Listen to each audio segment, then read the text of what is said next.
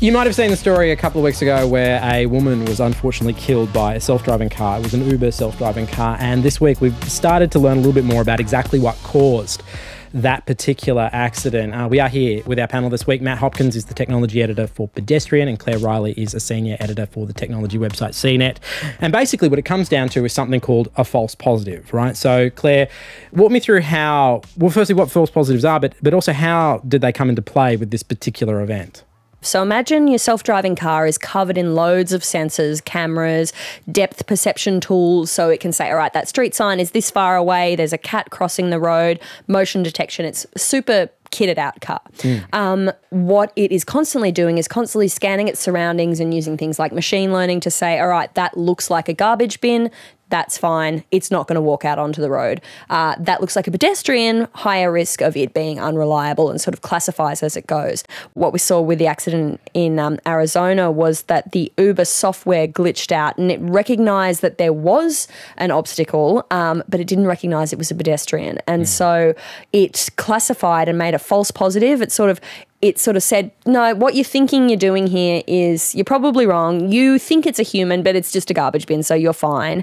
And I guess that room for error, or that margin of error, was much larger in, say, another car that might have been a bit more cautious and stopped. So that's ultimately resulted in the death of the pedestrian. And as I understand it, what's happened here is that the false positive sensitivity was actually turned down. So, you know, they might have been having a problem where they were driving and the car would stop because it saw a plastic bag. And the plastic bag moves in a way that's fluid like a human. And so they're like, this is getting ridiculous. My car kept on stopping. They turn it down.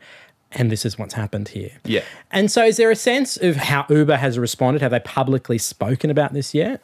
They've kind of given the bare details, or the details have come out. And now all the tech companies associated with them have kind of started trying to distance themselves from it as much as possible. They've all kind of come out, like NVIDIA, who make the GPUs, have come out and kind of given an explanation on why their tech wasn't involved, and the people that made the LiDAR have said, no, it wasn't the nighttime issue, like this is why. And of course, because there's a million companies that build the different technical components that go into a car like this, and so everybody that makes, I made a chip in the back and it had nothing to do with it. Everyone's running away as fast as they possibly can. And of course, Uber doesn't want to talk about it, but they're saying that it's an active investigation, so that's why they're not talking about it. The response is just no comment, and there's an investigation moving forward, which I think is fair enough on some level.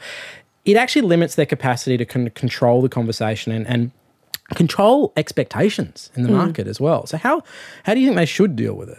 Look, I think they need to be taking away a bit of their original move fast and break things approach that has long defined Silicon Valley. So we saw, you know, companies like Uber, great example, kind of a small startup run by a couple of dudes in Silicon Valley just wanting to make stuff happen. And then suddenly you become a massive multinational corporation and you have to start thinking in that way. So they have obviously done that, and Uber had its, you know, horrible year last year, and I think they've massively turned around, but they are a company that is by its very nature starting to play with more fire, and so they need to recognise the dangers that come with that and the transparency that is required, and I guess the kind of ethical conversations that they need to be involved in. They can't just say, we're just a platform, or we don't control this, we're not responsible. It's like, sorry, if you're playing at this big table now, you need to be willing to step up. That's such an interesting idea, because events like this, as they move into the physical world, it almost represents kind of an existential threat to their whole philosophy, and their whole philosophy, not just for Uber, but for Facebook and Google. To a large extent, these companies were like, we're just a platform. We exist to facilitate, and what people do on that platform is their own business. And that whole, and certainly in the last 12 months, that whole mode of thinking, which permeated everything about the technology industry, has been broken, because it's been proven that no, these companies have incredible power, and with that does actually come responsibility. I think, though, you point to something there that is, these things are cultural shifts and they are difficult to pin down. And you see it with big companies, you know, big legacy companies in Australia. I don't know, I think of the Qantas or the Telstras of the world that have had to shift into a new era. And these sorts of companies have change management. So they say, all right, you've traditionally been a poles and wires company, but now you're a tech company and you are dealing in entertainment. You need to shift, and you need to shift your corporate culture. And I think what Uber needs to do is to have professionals, and recognise that they might not be able to do it. They need to have professionals come in and say, all right, guys, you used to be defined by this. those days are gone. Oh, it's sad, but this is how the world works. You have a lot more money now. That's a plus. Yeah. So let's shift our culture. Let's shift our way of thinking.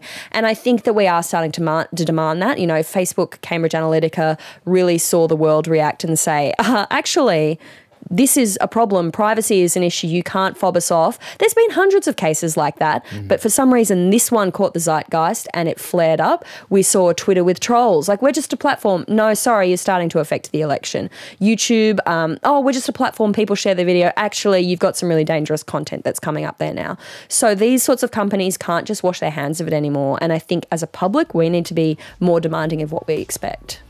All right, there is lots more of this in the podcast of Download This Show. Yes, amazingly, it's a podcast that we call Download This Show. It's all about media, technology, and culture, and it is available right now wherever you get your podcasts from. See you there.